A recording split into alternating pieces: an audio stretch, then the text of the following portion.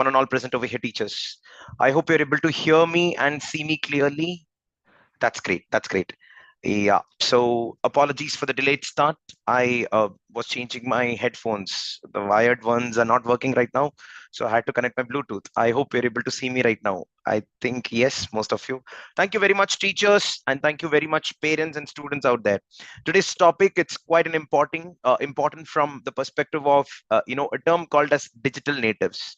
I came across so many messages from principals and teachers across asking like, can the parents attend today's program and can the students watch? Absolutely, absolutely. We make sure that every Super Sunday workshop that's conducted, it's kind of explained in a fashion, in a manner that all the stakeholders of an education system, including the parents, can easily relate and understand to what we are actually talking about.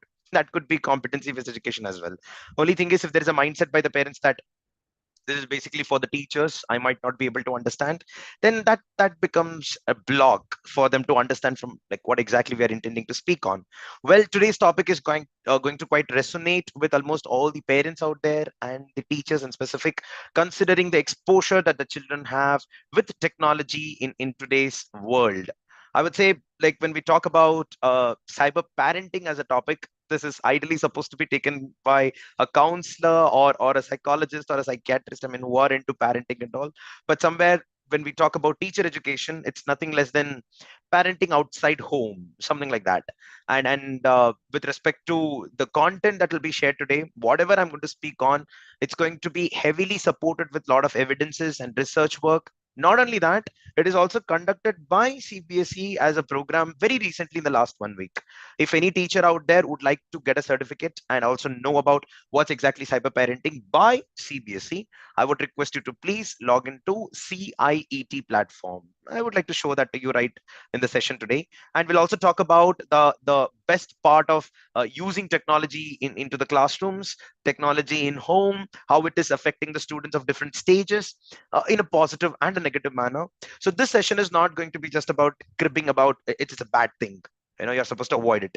Most of us already know about the harmful effects of utilization of technology in our day-to-day life. We know that, but what are we actually going to do? So parenting as a term is more like a guidance, more like you call that as a scaffold, of a set rules and regulations, and based on that, how can we nurture or encourage the students to our children to use the technology in the right way, in the right platform. So that's what we're going to talk about today. There'll be a small demonstration on the mobile as well.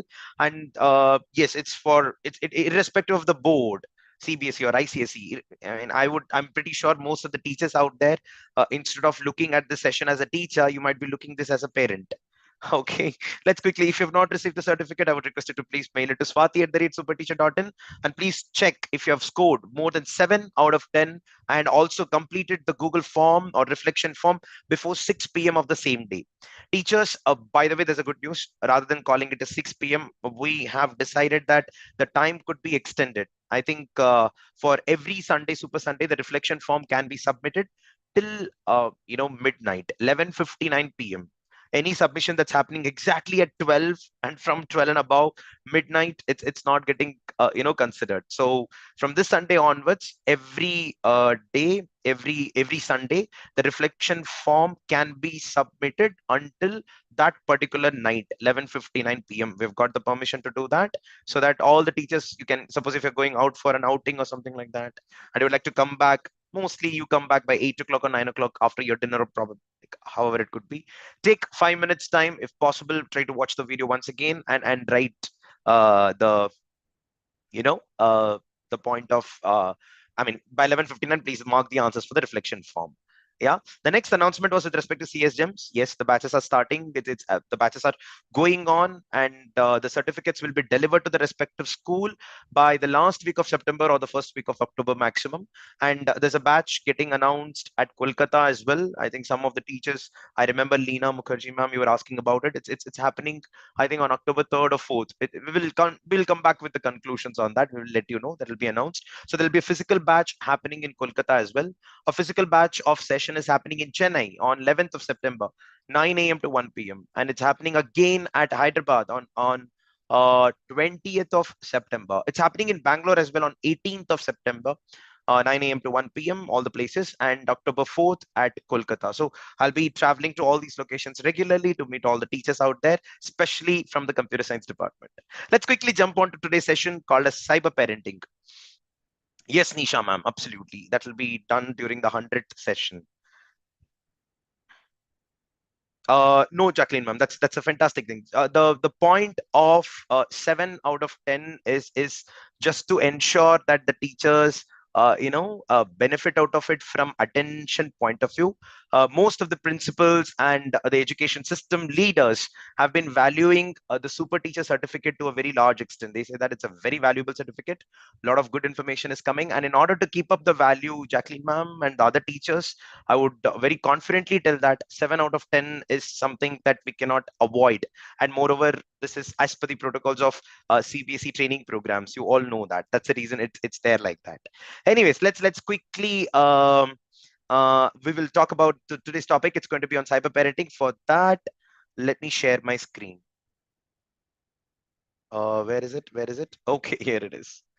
And today there's going to be a little delay on the screen sharing and things like that. And at the same time, we would also make sure that I'm able to see you all on YouTube live as well, teachers. Last time there were some comments on YouTube live and I could not respond to them. I responded that a little later. So today you'll be able to see that as well. Give me a moment. You should be able to see the screen in 3, 2, and 1. Is that there? Right, I can see that. So, slideshow. I'm so sorry. And watch this. I think you should be able to see. Right. So cyber parenting Super Sunday workshop series, teachers. And I think we are there at the 77th or 78th Super Sunday workshop. I would like to congratulate and respect all those people who have been extremely consistent, waking up in the morning on a Sunday and sitting on a laptop or computer to watch an educative content is really tedious. And if somebody's taking that efforts to do that, hats off. It's a big deal. So thank you so much for joining, and let's continue with the session. The moment we talk about parenting as an important topic, teachers, it's important for us to realize that it's more sort of a guidance and not sort of a rules and regulations. We're going to talk about the difference between guidance and rules and regulations a little later, but more importantly, the term cyber is quite fascinating. When we say cyber parenting, it is about the exposure that the children has in technology, and the parents are aware about it. I hope you're getting the point. Let's talk about it. The moment we say a child is doing good or bad in the physical setup, they fought with some children in the school, and the school principal calls the parents and complains about the child. The teacher or the parent, they scold the child, or they mold them, or they nurture them. This is one way of looking at an interaction of 2 or 3 stakeholders in nurturing a child. Now let us take the perspective on a different level. The next phase, every coin has got 2 sides. There is a child out there who's facing some problem in the classroom because of which something happened. Maybe there was a fight, a physical fight, or a mental fight, more sort of insulting or teasing a particular child. It could be anything. Now, this particular child has got only 2 people in front of him or her to go and report this to. Either it could be a teacher or it could be a parent. I'll repeat it. Either it could be a teacher or it could be a parent. Of course, friends are there. That particular scenario is totally different. But here in this case, if I have to talk about it, just listen to me very carefully. Would love this, teachers. The student is going to the teacher and saying about the problems that the child faced with the other child. Now, the teacher listens to this very carefully and immediately calls the other child. And there is some sort of a confrontation and some sort of discussion, and the problem is getting resolved. Just imagine if the child is going to the teacher and the teacher says that you always create ruckus in the class, don't complain, go and sit in your bench, something like that.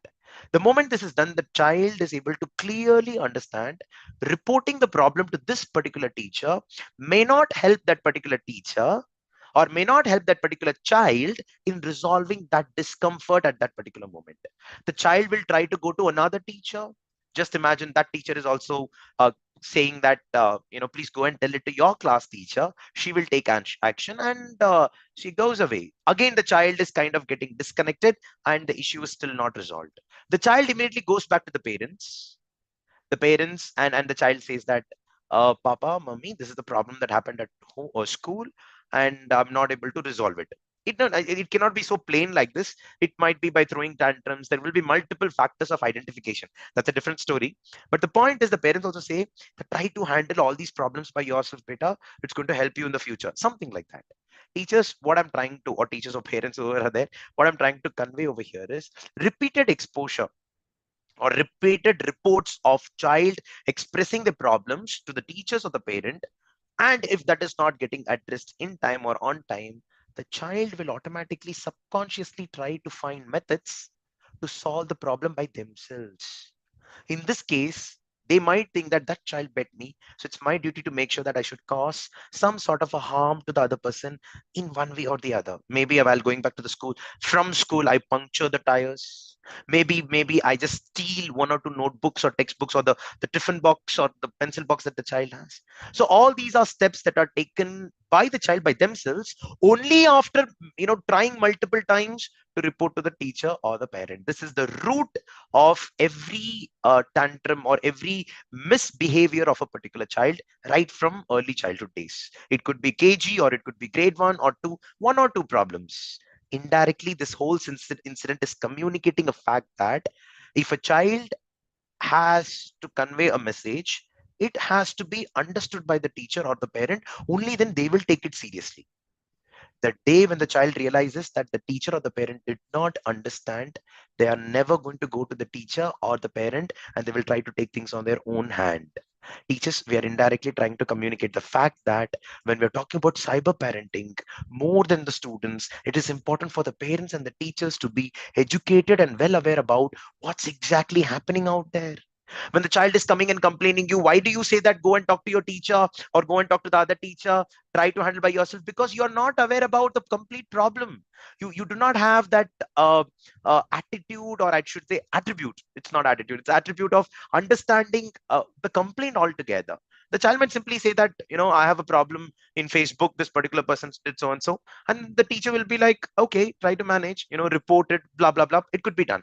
But the point here is, if the teacher is not well aware about the surroundings of the students, it's going to be a very difficult task. So the first point that we're going to register today is, more than the students understanding the problems of the cyber threats and digital citizenship, it's important for the people, the stakeholders out there, to realize the importance of the knowledge of this particular world called a cyber world.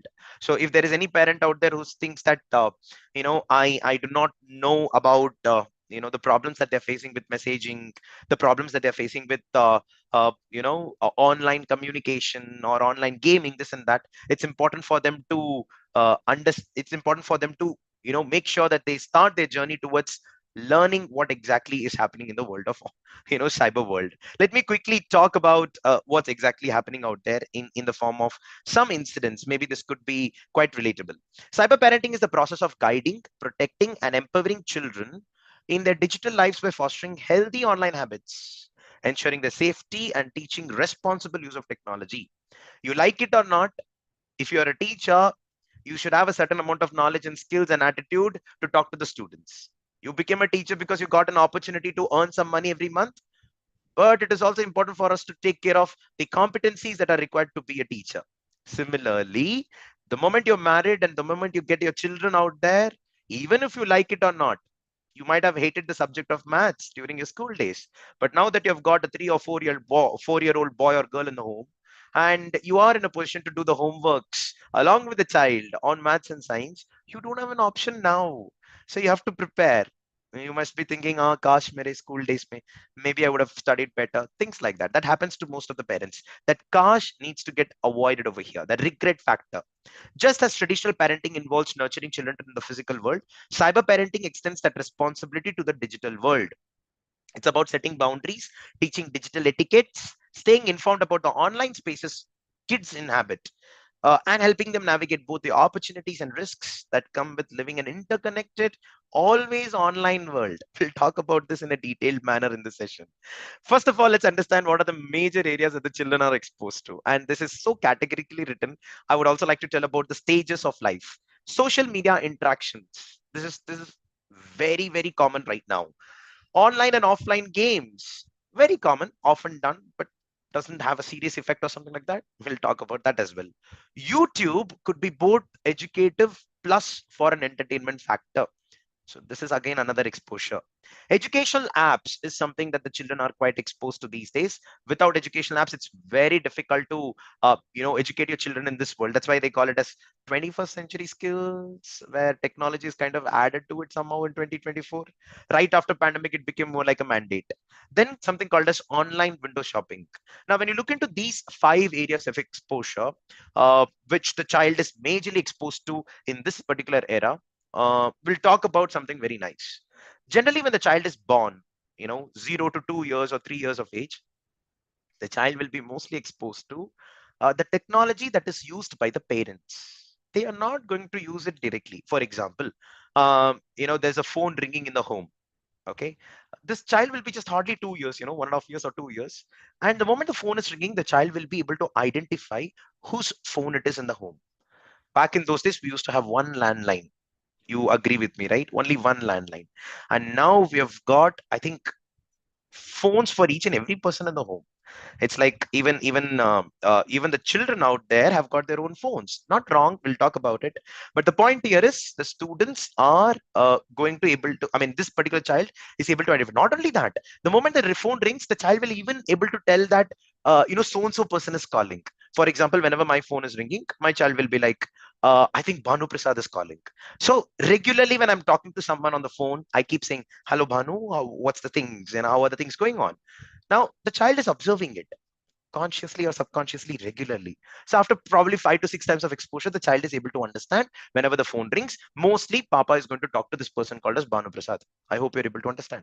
The similar case is going to happen with the other phones as well. So when my wife's phone is ringing, probably it's her mother. It's like Party or grandma or Aji or Dadi, or you understood the point. This is the first level exposure. Now, the first level exposure is not a problem. It can continue. There's no issue with that. But the second level exposure is exactly the place when the child actually pulls the phone and wants to talk to the people out there. They want to hear that. They want to feel that. So that generally happens right after 2 years. And the parents encourage that. How? By giving the phone to the child and say that, talk to Aji, talk to Dada, talk to, your father or mother if they're out, something like that. Now, this particular inhibition, it is not wrong. We're not talking if it's wrong or right. We're just talking about the level of exposure that the children have got. Now, this continues after 3 to 4 years of age. That's exactly the time when the child already forms a character where they know how to use technology in the home based on how the parents or the teachers use technology in the home. For example, a father has an habit of attending calls during the lunch hour or during the dinner time. It indirectly communicates the child that it is okay to use the phone during dinner. Suppose if there is a parent out there who want to tell the child that you are not supposed to use the phone during dinner time or any meal time, it's important for the parents to first realize that and keep the phone somewhere far away, very far away. It's very important to make sure that it's like more like a preaching than teaching. I think you're getting there, right? So that's a second important aspect. Now, once 3 to 5 years of age happens and once the students are given sufficient exposure, this is exactly the time the children are also going to expose to the school education where technology is coming into picture. For example, educative apps. Every school will have their own content to be delivered via the digital boards, and they'll send some links to the parents, and the parents have to open it on their mobile phone and they'll start looking it. Now, these digital apps are going to have a lot of animations, worksheets, which are not harmful. It's completely fine. It's just adding to one very big harmful effect called a screen time. We'll talk about that later. But here comes the twist. Until 5 years, not a major issue. But after this particular time, the students start exploring the world of internet where they get to find better educative content on YouTube than the content that's present on the school applications or the educative apps. This is the first time when the child tells the parents, I would like to open YouTube and want to watch so and so. And once that is encouraged, there's a regular exposure of lot of colors, lot of entertaining videos, and you know about the YouTube algorithm. It'll keep on suggesting better and better videos all the time. Now, this is the place where the self-directed exposure starts happening. The child starts experiencing a good amount of happiness and encouragement by looking at educative content. And exactly somewhere at around 6 to 7 years of age, that content becomes a little gamified. They're like, oh my god, I saw this advertisement, this is really good, I want to play this game. It begins with something called as a car racing game, or a bike racing game, or a game that is giving them some sort of happiness in learning something. It could be educative games as well. And that leads to the next level, where the children start getting into games that are more entertaining in nature. That means probably by age of 7 to 10 or 11 or 12 years, they get into the world of online and offline games. It could be, can you name some games that the children are exposed to? Grade 3, 4, 5, approximately. You can put it on the chat. If you know, then that's a big deal. If you know, then that's a big deal. Some of the games could be, come on, any parent or teacher out there. PUBG, no, PUBG is not so common at that particular age category. But Roblox, yeah, somebody said that. Roblox, Candy Crush, and Minecraft could be some of the Free Fire, grade 4 and 5. No, that comes at the next level. So here, it's Minecraft, Minecraft, Minecraft. Yeah, word games, you're right. Subway Surfers, Temple Run. So these are some of the common games that the children are exposed to in this particular age category. Now that gets developed a little more, teachers, that gets developed a little more by the time of they are there in grade 6, 7, around 12 to 15 or 16 years old. They try to go with some games that are even more challenging in nature. They want to test their skills to a large extent, and that's how they get into the world of the next level of games. Like it could be shooting games like Free Fire, as you rightly mentioned. Almost everybody said that. Second is, some people have the opportunity to use the gaming consoles called as Xbox and PlayStation, and they get to the world of Fortnite, FIFA. Now, all these things happen, at the age of, probably grade 7, 8, 9, 10, 12 to 15 or 16 years old. Now, this is exactly differentiate between Sudoku. It's okay. That's it. So we're talking about the major exposure over here. Once this gets completed, by the time when the students are there at grade 9, 10, 11, and 12, where they're actually into the teenage, that's exactly the time when they love interacting with the people across. And that interaction, the want of interaction and the need of, talking to a friend in order to share a problem or do the assignments together, that's exactly the time when they start interacting online with each other. And this online interaction, we call it as social media interaction. So the social media exposure is heavy, especially at, the grade 8, 9, 10, right after that. And it can get extended for a very long time. Right after 12th standard, probably 11th, 12th, or even they get into the college times, that's exactly the time when they start getting into online shopping. Online window shopping could be, they don't want to buy, but they want to see that. They want to be there with respect to the trend that's happening out there. And they call it as a word called as FOMO, fear of missing out. And in regards to that, they do all these things. So this is with respect to the stages and the exposure. Let me quickly share my screen and show that once more. And this is how it looks like. Social media interactions, especially in grade 8 and above, 9, 10, 11, 12 students. Online and offline games, which is kind of common from grade 3 onwards, but the exposure is really high right after grade 6. YouTube, educative and entertainment, is present throughout, but more commonly present in the early childhood days, somewhere when they're 2 or 3 years old, 4 years old, 5 years old, just about to get into the schools. Then educational apps, right after they get into the schools start giving them their own applications and things like that. And then finally, online window shopping, which comes kind of at the top, basically right after the 11th and 12th standard, when the students want to be with the trend. That's it. Now, this is very important for a parent or a teacher to understand that this is the kind of exposure that the students are going through. And once they understand this, it's very easy for the parents right now or the teachers right now to start addressing the problems that can happen through these exposures. Are we conveying the message that they're not supposed to use any of these? No. We are just trying to convey that be aware. We're just trying to convey that be alert, and this alertness can really pay very well down the line. I'll show you something very nice. Watch this, teachers. Now, whenever the children are exposed to all those areas that we were talking about, social media, YouTube, online window shopping, whatever it is, they are kind of leaving a trail of habits. Now, when we say trail of habits, they're kind of telling the internet that I am so and so kind of a person. Whenever I come online, I would like to watch this person's videos. I like, Ajubhai of gaming, or I like PewDiePie's channel, or it could be Mr. Beast, or the war between the T series and the Mr. Beast. These are some of the things that I got to know from students of schools. I didn't research about it. So it's important for the teachers and the parents to be updated. And whatever the students are doing, this comes under the category of something called as digital footprints. It's important for the teachers to tell the children that whatever they're doing online, it can never be erased. For example, it is permanent. That means there is nothing called as a word called as delete. You sent a message to someone in a particular manner, you were harsh, you were right, or you wanted to prove a point, or you sent something inappropriate and you deleted it later. You think you deleted, but it's not deleted. It can be easily retrieved. It's important for the children to realize this. And in order to for the children to realize this, I think a lot of cybersecurity workshops could be organized in the school, and the persons or the trainers who are coming to the school can show a live example of the same. That'll really create an impact. Second is, whatever you share online, it's kind of a public platform. When you go to the school, you wear uniform. When you go to the job or office, or for that matter, a teacher goes to the school, you dressed very well. You don't go like without brushing your teeth or taking bath. You groom yourself pretty well. Why? Because it's a public place. It's got a separate decorum, rules and regulations to be followed. Internet is another public place, and there we are supposed to follow certain rules and regulations. You think that you are anonymous, you think that nobody can find you, but that's another, I would say, fake world we are living in. Everybody can find everybody else if followed the right pathways. So that's with respect to broadcasted. Next is shareable. Anything that you do online can easily be downloaded and shared with another person. Now this is not a very big problem as such.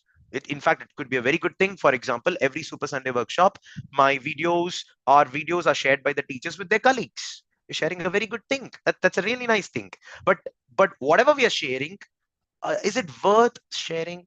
Are we doing the right thing? Are we creating a positive environment on online? Or if I'm sharing this, will that create a harmful effect on myself? Recently there was a seminar conducted by one of the so-called motivational speaker at a school, and unfortunately he spoke something so inappropriate that that person was immediately jailed to that extent. So the point here is, what are we sharing online? What are we sharing in public? It's really important. It's important for the students to realize that whenever you're looking at the screen, the laptop or the computer, on the other side, you think it's a non-living thing, but nothing can be more living than a computer. It's like you're looking at the whole world right now. So it's very important for the students out there, or even the adults for that matter, to talk and share things that make sense, and talk about yourself and doesn't really, so shareable. Second is something very interesting. Everything that you do online is kind of quite searchable.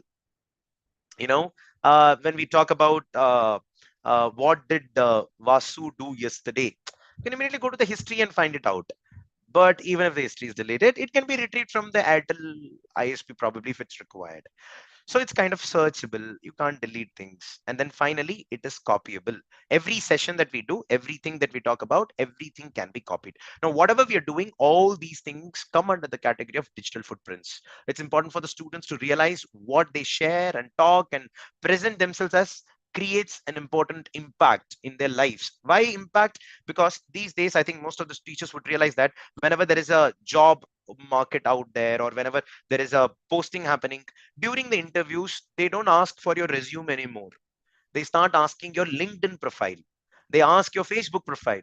We want to know what kind of a person you are beyond academics. I know that you've got good scores in your 10th and 12th board, and you've done a good job in your engineering, probably, or any art subject for that, anything for that matter.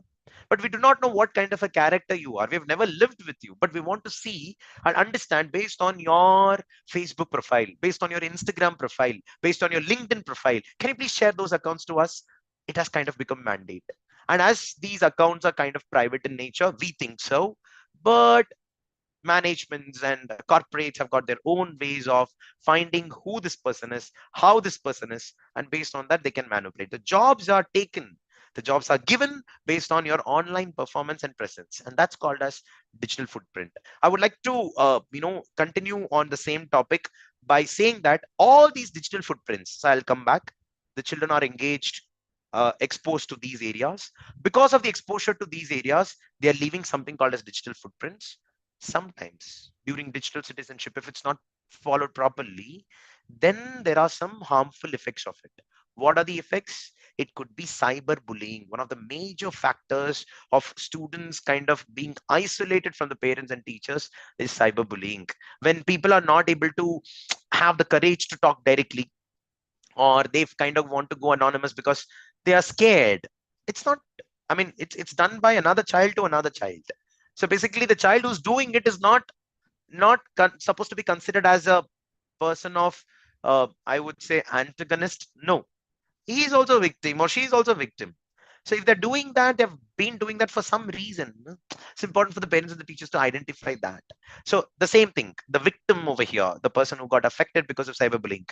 So it's important for the parents and the teachers to realize that anything that they see online about their child or somebody, they are not supposed to trust it directly. It can be framed. A lot of morphings are happening these days, especially the students who are coming under the adolescent age. It's very important for the parents to have at least three check of I mean, when we say three check, it's not about asking somebody else and then knowing about your child. No, directly talking to your child. Did you really create an environment in the home or in the school for the child to come and talk to you directly? That's the most important, because if you do that, only then you'll know how to control that. Otherwise it's very difficult. Next is online predators. It's all about scamming, the cheaters, the hackers who are called as black hats, etc. These are another vulnerabilities that we are exposed to. Next is scamming. Sometimes most students get exposed to messages by some anonymous person and say that let's hang out together. It's been quite a long time of our pen friendship. We have been there online. Let's meet physically. What is the guarantee that you know the person whom you're going to meet is actually your friend? You do not know that. So that is why one rule until 12th standard, or even engineering, or even graduation for that matter, it's very important for everybody to know that social media comes after physical interaction. I'll repeat it. Social media comes after physical interaction. You have a physical interaction with someone, you talk to them, you know who this person is, preferably in a group, and then probably you can trust somebody online. So coming with social media first and then physical interaction is kind of the trend these days, which should be heavily avoided. This is another method with which we could minimize the risk. Next is inappropriate content. Right now when we say inappropriate content, it is not about only the explicit content that the students are watching. It's not about the gore action scenes that comes in the movie alone. It is also about the content that is not age appropriate. For example, a child getting exposed to the rhymes, a child getting exposed to too much of colors, fluorescence colors in early childhood days. It's kind of wrong. When they say avoid the screen time and reduce the screen time, they mean to say that the screen has got so much of triggers, emotional triggers, that's kind of hampering your brain development. So I'll show one quick video on that. So can we avoid screen time? Yes, definitely. Instead of watching so and so cartoon character, how about watching so and so cartoon character? I hope you're able to understand. I need more time to research on directly mentioning which cartoons are not really healthy and harmful and which cartoons are kind of suggested. So it's important. That's the reason I'm not really mentioning that directly. Some papers and some evidences prove that, Coco Melon kind of, media channels can be little harmful to your brain development because it has got too much of colors. But some people say that Coco Melon has got really good, communication skills, the rhymes are really nice and things like that. So we really need to gauge that. We really need to judge that. Typecasting also happens. For example, in case of I think Chota Beam, where one of the characters, Kalia is considered to be the bad guy. So are the bad guys always, you know, dark, Kalia? So anybody whom you see in day-to-day life who looks dark, or any child who's watching, Shinchan, no, Chota Beam and watching me, am I considered to be Kalia just because I'm dark? Something like that. So here in this case, there are a lot of studies are happening. It's important for the parents and the teachers to go through them a little detail. Well, in this session, I'm not able to touch upon a detailed aspect of it, but probably in future we should do that.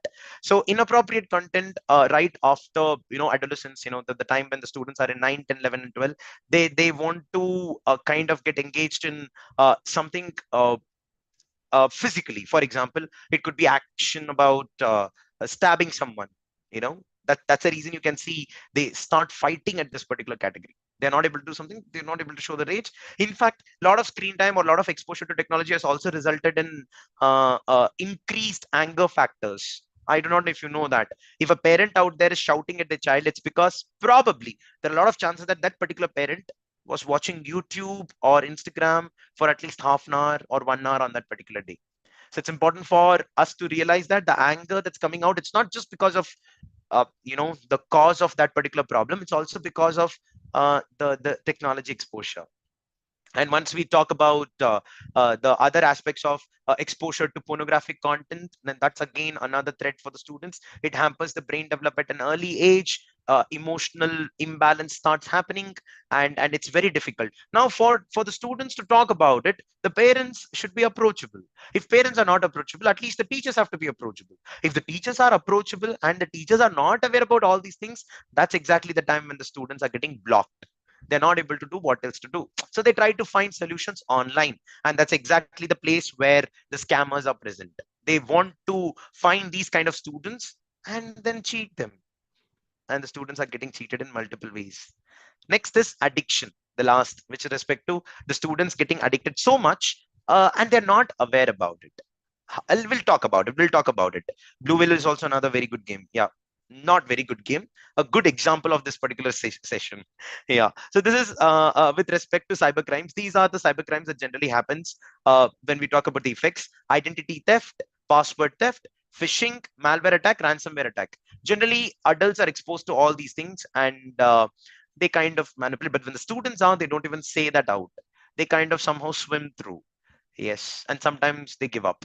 I'm not getting into the details of this, but I want to show you something right after this. Where is it? Here it is. Please watch this, teachers, and then I'll tell you the methods with which we can control all these things. I am sharing my screen. Great. 98% of American homes with children now have an electronic mobile device. And on average, kids 8 and under spend more than 2 hours a day looking at a screen. Is that too much? Or could there actually be developmental benefits to screen time? This is Your Brain On, where we explore how the world affects our brains and ourselves.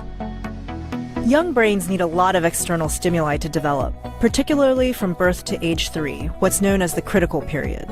It's during this time that children's neurons are making connections for fundamental skills such as vision, hearing, and language. But these needs are based on centuries of human evolution, which used to have nothing to do with screens. Consider a child watching a video instead of listening to parents read a book. It's a far different experience for the brain. Rather than kids learning to focus and imagine the story, the device presents everything to them, so certain cognitive systems become underdeveloped. And when children spend too much time in front of a screen rather than interacting with people, they can have stunted development of the frontal lobe, part of the brain that decodes social interactions. It can become more difficult to develop empathy or learn social cues like facial expressions. What's more, the stimuli from a screen can be a lot. Color, sounds, stories, all at a super fast pace. That can be sensory overload, releasing stress hormones such as cortisol.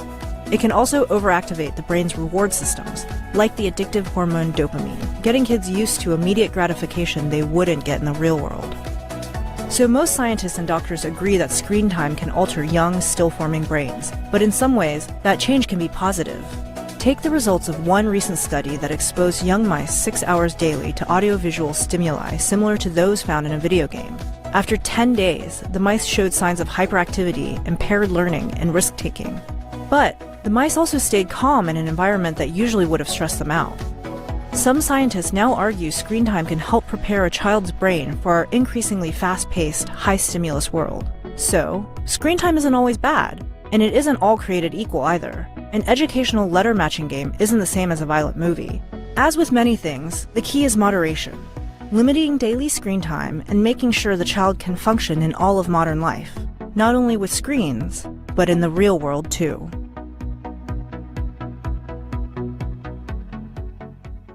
So that's one NBC News viewers, example of the screen time and its exposure. So this is with respect to the harmful effects, and for that we have Indian Academy of Pediatrics has laid down certain rules and regulations, which I would like to put it on the screen once again. And I think depending on the child or the person who's there at home, including adults for that matter, this could be quite helpful. Please watch this. Great, you can see this. So below 2 years of age, if there's anyone at home, a toddler, basically. Strictly no screen time. No screen time, no external stimulus with respect to from technology. Now, here, when we say no screen time, I forgot to add that point. Even it said that some doctors very strongly recommend that do not even have audio.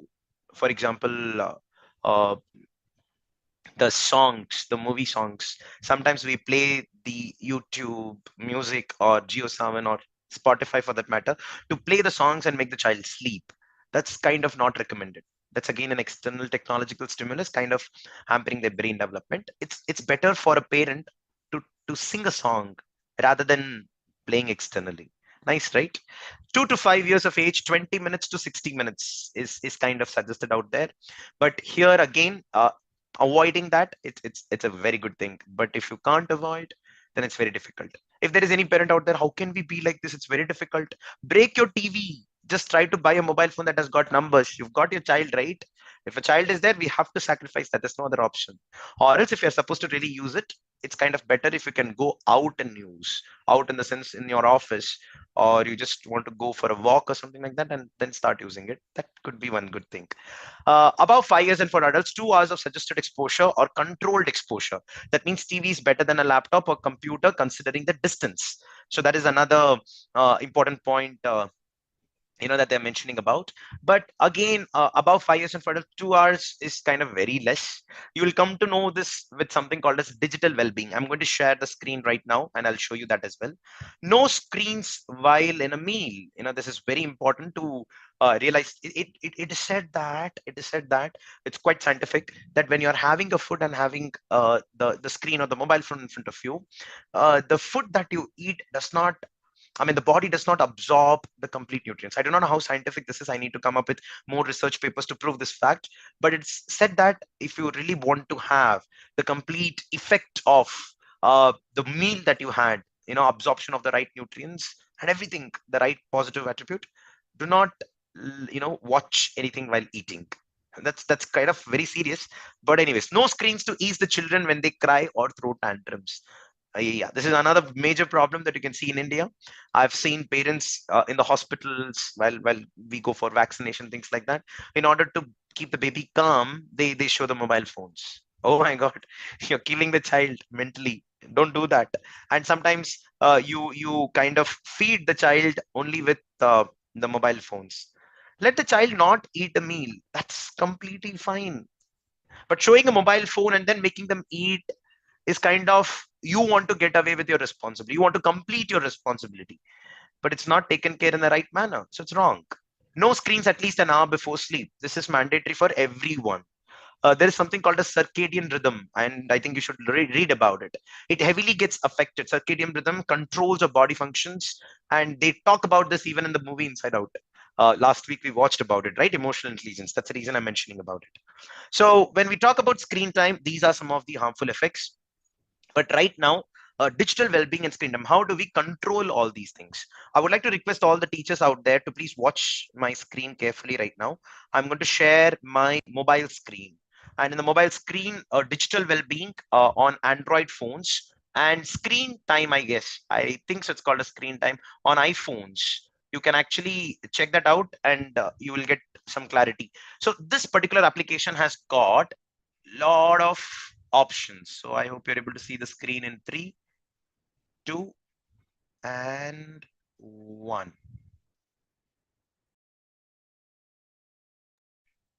Great. So the moment you get into sleep awake cycle, Vatsala Devi ma'am, you're absolutely correct. So when you get into the Android phones, the first thing that you can do is go to settings. And the moment you go to settings, you will get to see this option called as digital well-being. Go search the settings, and there is this option called as digital well-being and parental controls. Have you ever got exposed to? Maybe some of you might not. So click on digital well-being. The moment you click on digital well-being teachers, you will get multiple options.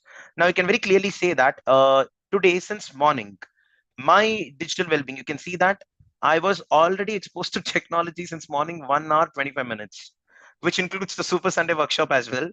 YouTube, I've spent a lot of time. There is an app called as iReune Webcam, and that's exactly the webcam that I'm using right now, and that's why it's showing the biggest over here. And then WhatsApp, I've been using, yeah, extensively. Zoom, a very little bit, and others that only this much. I'm surprised that it's not showing YouTube. Oh, it's showing YouTube as well. Yeah, it's there. Okay. Now, right below that, you can actually have ways to disconnect. And here you have this option called as dashboard. It's a fantastic option where you can set the timer for each and every app. So all you can do is, so I can see that YouTube.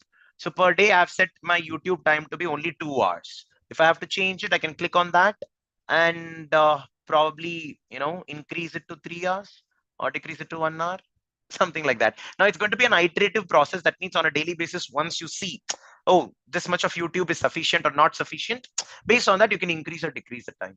The same thing can be done for your students as well, or for your children as well, by having parental controls. Similarly, WhatsApp, I would like to use only for remaining 35 minutes. Only that much is left.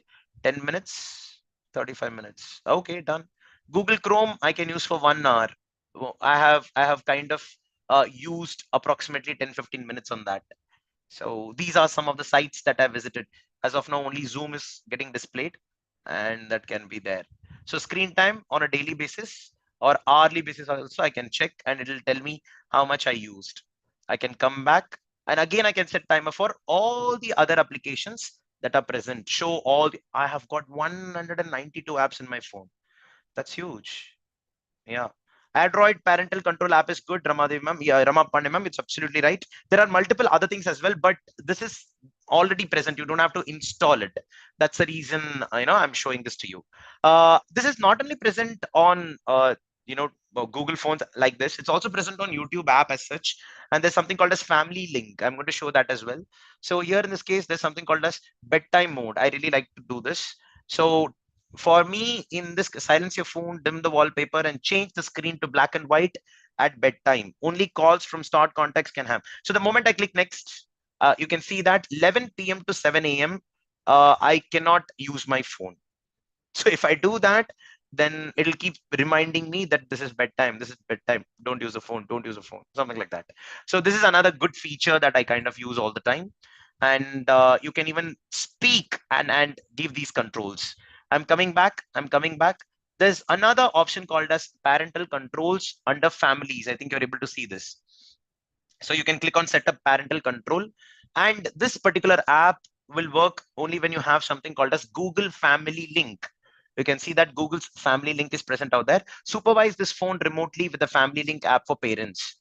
Keep an eye on screen time and set limits as needed. So here in this case, all you need to do is create an email ID of your child who will be using this device basically, or that particular email ID. You can click child or teen or parent. I'm going to click on child. And next, now you have to link your child's Google account. That's it.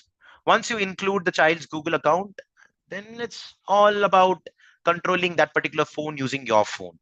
I think, oh, you've already used it. That's lovely. That's lovely. Good to know that.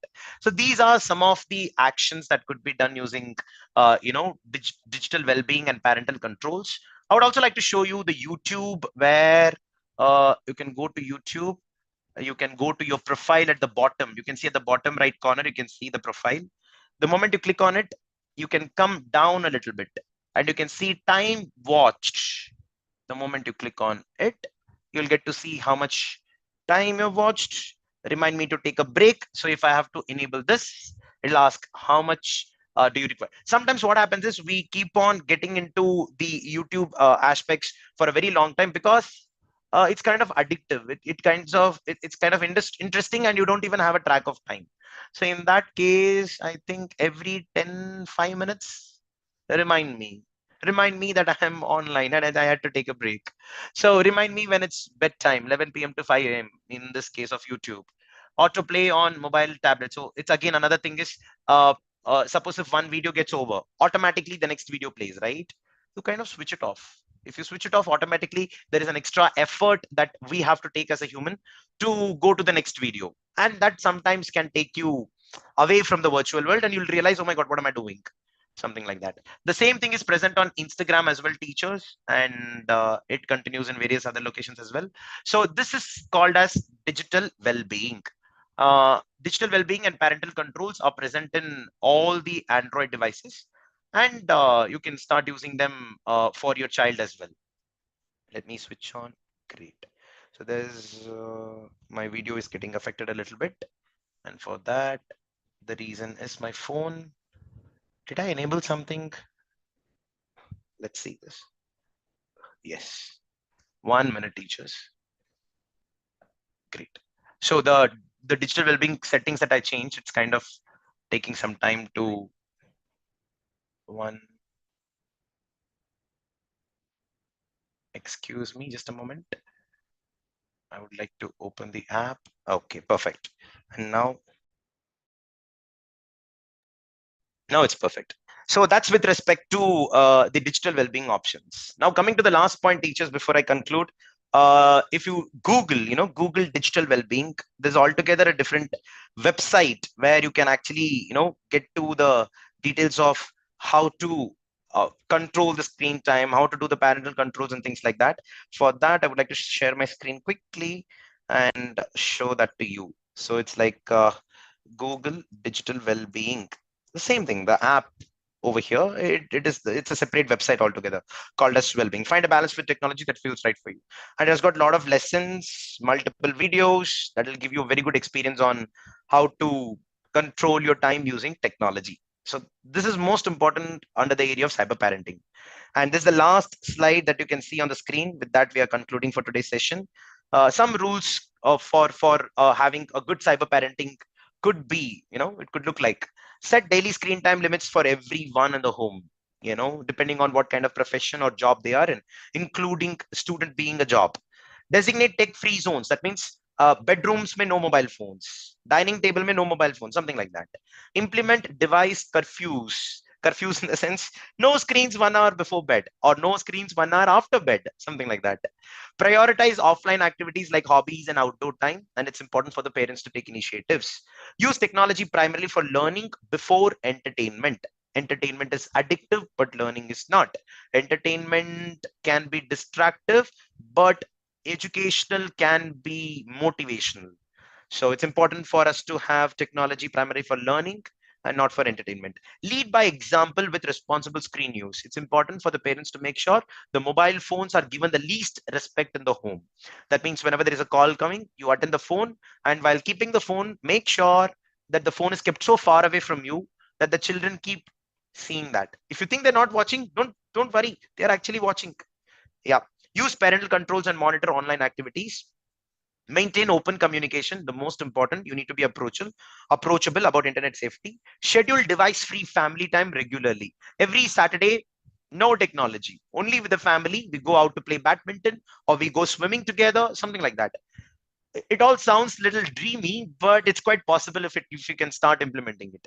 Teach respect for privacy and digital boundaries. This is the most important. So while we talk about all these aspect teachers, indirectly we are actually cultivating good habits and good manners for the students. Sometimes there could be moments where the children are more exposed and better in all these things than the parents or the teachers.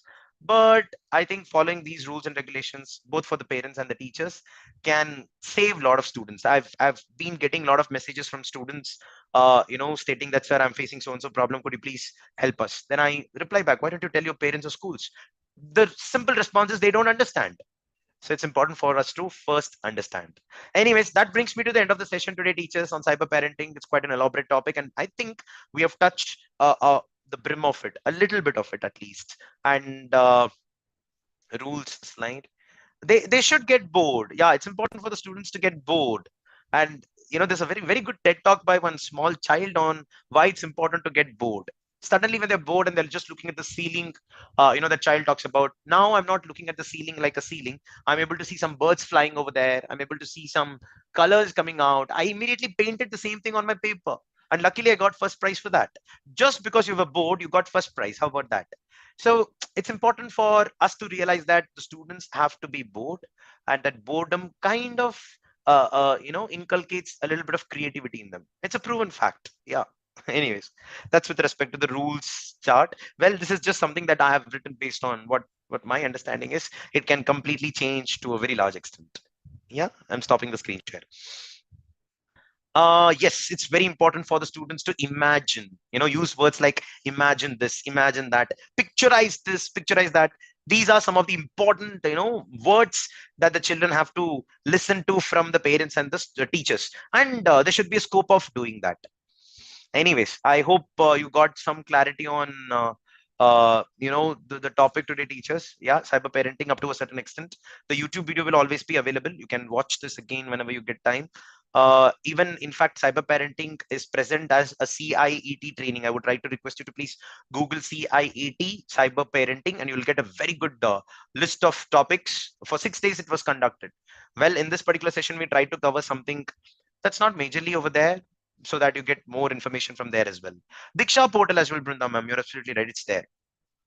Yeah, that's it. That's it. So thank you so much, teachers. It was great interacting with one and all. I hope this particular session would have enabled some teachers or some parents out there, or teachers being parents out there, to get an idea on something new, and something related to digital well-being. A lot of things are supposed to be covered in this particular topic. Probably will change the topic from cyber parenting to cyber security, digital citizenship in the forthcoming Super Sunday workshops, and talk about all of these things. Super Sunday workshop could be one platform for all the teachers to develop their exposure towards the world of education system on a regular basis. Yeah, just some regularity out there. Like Super Teacher, there are many other platforms wherein you can do that. Choose any one of them, and have a habit of consistency. That'll give you a lot of motivation to learn, and that learning gives a lot of confidence. And when you are confident about things, you can place your opinion right in a very polite and firm manner in front of your leaders or in front of your students. And that's what we are looking at. Yeah. Thank you so much, teachers. I would like to meet you in the next Super Sunday workshop with another interesting topic. Until then, Jai Hind. If you have any queries, please put it on the chat. Thank you so much. Shamta ma'am, it's going to happen probably on October 3rd, but we are yet to get the confirmation from the BITS Pilani. It's happening in collaboration with BITS Pilani, and I'll keep you posted on that. Right.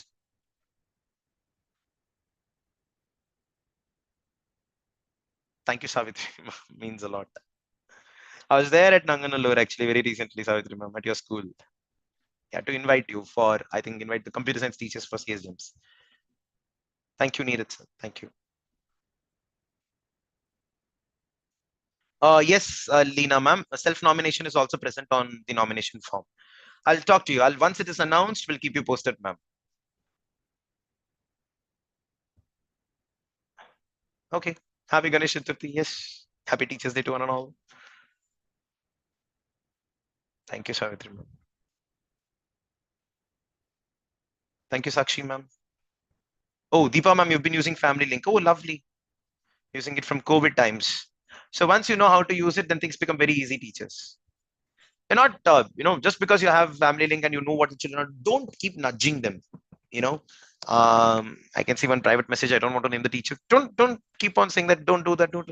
Let them do. That's okay. Just be aware that they're there. That's it. Tista ma'am, I think you've already attended that, right, ma'am? It's the same session. Yeah, it's for the other schools. You remember I told you that 15 to 20 September ke beech mein, it'll happen again.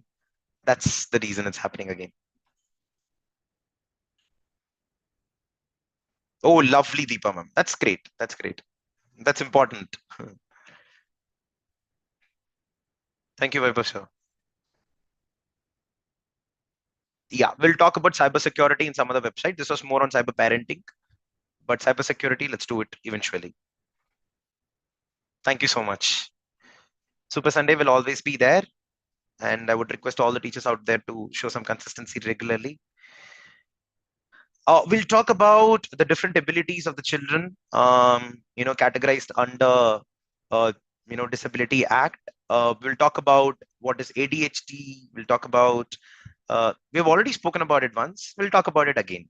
Yeah. Nisha ma'am, that's a big word. Thank you so much. Thank you, Hemlata ma'am, as a teacher and a parent. I really love that statement. Thank you.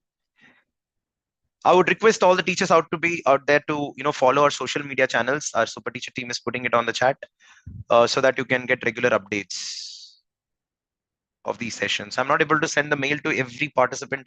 I'm missing a lot. I am considering considering uh, the number of people who are participating. I'm not able to. So far, I think we have addressed over 50,000 teachers approximately. I can see 48,000 teachers approximately who've been participating in all our programs in one way or the other.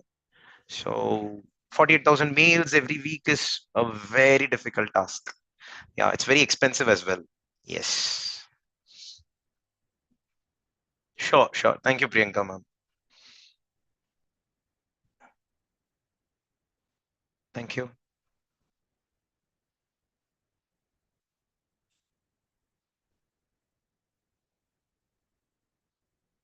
Oh, ma'am, that's very nice of you. I hope your twin boys have understood you well. Sometimes when parents say something, the children don't really listen. It has to be spoken from the right person, someone who's external. There's a lot of belief factor. The same thing. Every time your husband or wife, whatever they say, it's always right. You just didn't want to listen it from their mouth. Yeah. Anyways, let's close the session. Teachers, it's already 11:15 over here on the clock. Chalo, I'll meet you all in the next Super Sunday workshop with another interesting session, another interesting topic, which revolves around the world of education to quite a large extent. Sunita ma'am, there are a lot of methods with which the children can unlock it. Yes. That means somewhere the teacher or the parent has to be a little more approachable. That's just as per some of the experts, they say this, but I do not know how far that's kind of applicable. Thank you. Thank you so much. No, it's a very good thing. Pushpalata ma'am, it's a very good thing. Don't give the phones. If they are less than 5 years old, don't give. That's okay. Post 5 years, gradual introduction can be fine. Right? Chalo, have a Super Sunday, teachers. I'll see you in the next Super Sunday workshop with another interesting topic.